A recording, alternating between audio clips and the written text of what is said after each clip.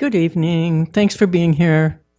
Okay, whether or not you're in favor of the hotel or the overlay, you still need an EIR for both. And I hope that's really clear to all of you or most of you. We need an EIR to clarify what we can expect in terms of all the myriad issues that people brought up and get away from innuendo and wishful thinking and the stab in the dark and like this is what we hope it'll be. Your job tonight is to make an informed judgment on the ISMND as a CEQA document. And so that is where the focus needs to be, not as a planning document or an economic document or as redevelopment strategy, just as a CEQA document.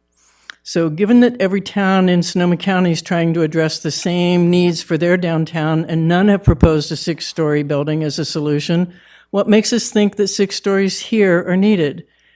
But they are only needed for the hotel. The two cannot be separated. We need an EIR for both projects. The negative deck report does not adequately study or address the obvious questions of parking, traffic, circulation in the downtown. And as the usage intensifies, it treats the overlay as though it's merely something on paper and not actually going to get built out and be structures that we live with. The potential cumulative effect of this zoning change, along with projects already approved, needs to be addressed in the full EIR. The neg deck and the response to comments that have already been, the staff made doesn't address this adequately. Alternatives aren't analyzed and they have to be. Can we achieve our goals for housing and economic opportunity under the current zoning?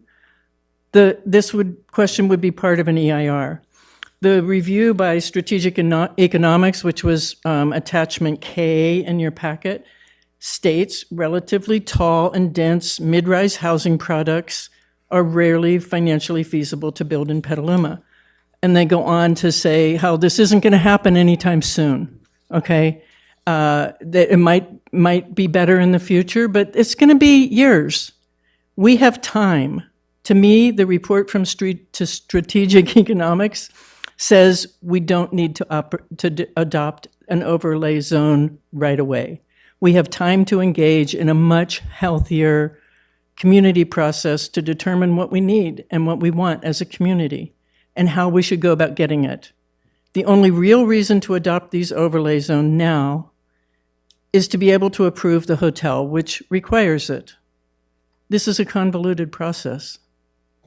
Since we're in the thick of it and there's no turning back now, I urge you to insist on a full EIR. I'm sorry, your time's up.